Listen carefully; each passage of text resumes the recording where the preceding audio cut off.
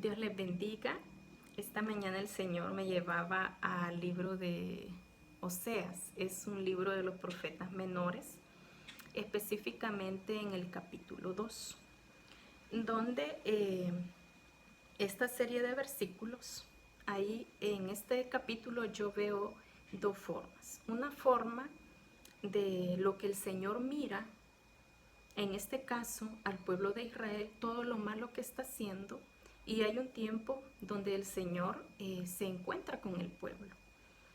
Y posteriormente el Señor muestra su amor, aunque sea infiel el pueblo de Israel. Y quiero hablarles así platicadito de algunos sucesos. Y uno de ellos se encuentra eh, en el capítulo 3. Cuando alguien como está viendo lo malo que estamos haciendo, te va a acontecer esto, esto, esto y lo otro. Y decía el Señor, no sea que yo la despoje y desnude, la ponga como el día en que nació, la haga como un desierto, la deje como tierra seca y la mate de sed. Dice el siguiente versículo, que es el 4. Ni tendré misericordia de sus hijos, porque son hijos de prostitución. Y dice el versículo 7. Seguirán sus amantes y no los alcanzará. Los buscará y no los hallará. Entonces dirá, iré y me volveré a mi primer marido, porque mejor me iba entonces que ahora.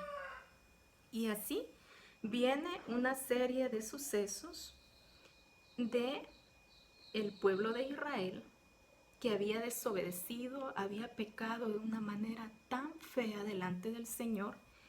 Y en todo este recorrido había habido mucha idolatría, había habido mucha fornicación, mucho adulterio, y el pueblo no quería entender.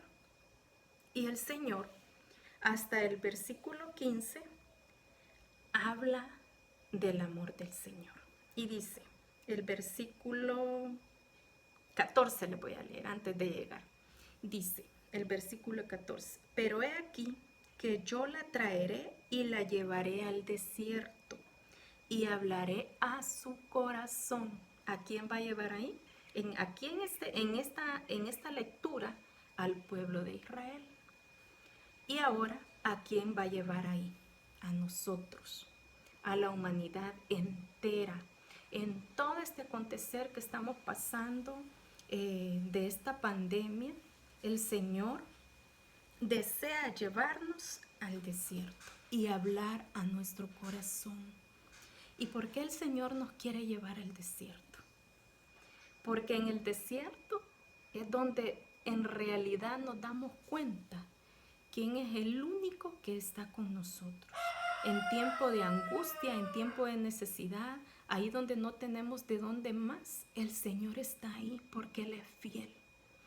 Aunque nosotros le hemos fallado una y otra vez, el Señor siempre nos está buscando. El Señor siempre viene a querer hablar a nuestro corazón. Y de ese versículo 14 en adelante, allí habla el Señor de todas las cosas que el Señor va a apartar. Por ejemplo, dice en el versículo 17, porque quitaré de su boca los nombres de los Baales y nunca más se mencionarán sus nombres. ¿Y quiénes eran los Baales de aquel tiempo? De aquel tiempo eran los dioses que los adoraban, a los quienes les hacían sacrificios. Y los de esta época, ¿cuáles pueden ser nuestros Baales? Yo conozco los míos. Yo conozco de dónde el Señor me sacó y tú conoces cuáles son tus Baales de antes. Y el Señor, cuando lleva al desierto, y en este momento el Señor nos ha llevado al desierto. Y no tenemos que tener miedo, no tenemos que tener pánico, porque el Señor lo que quiere es que volvamos hacia Él, que nos demos cuenta de todo lo malo que hemos estado haciendo, de toda la desobediencia que hemos andado caminando por mi propio yo, por mi propio orgullo. Y el Señor habla más adelante que Él va a quitar los nombres de los Baales, como decía. Habla también de que Él nos va a dar una seguridad al dormir. ¿Y quién es el único que da esa seguridad? El único es Dios.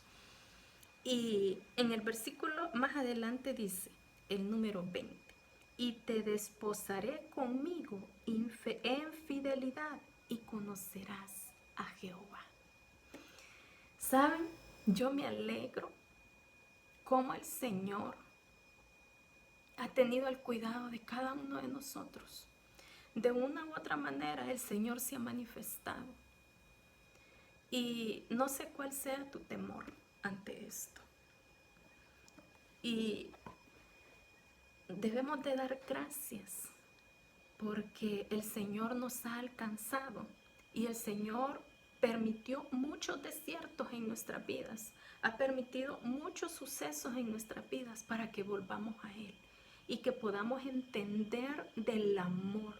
Y aquí es esta serie de versículos de este capítulo 2, el único propósito por el cual el Señor habla de su amor y de su fidelidad es que no importa lo que tú hayas hecho, no importa quién eres, no importa qué tan sucio te sientas delante de la presencia del Señor. El Señor te va a recibir, el Señor te va a escuchar. Imagínate, lee todos estos versículos del 1 al 23 y te darás cuenta de cómo el Señor tiene misericordia para sus hijos. Y tanto tú como yo somos sus hijos. La diferencia es que quieres ser hijo de Dios o no quieres ser hijo de Dios. Hay hijos que sí habitamos en la misma casa, pero hay hijos que están ahí, pero siguen desobedientes hacia el Padre. Así que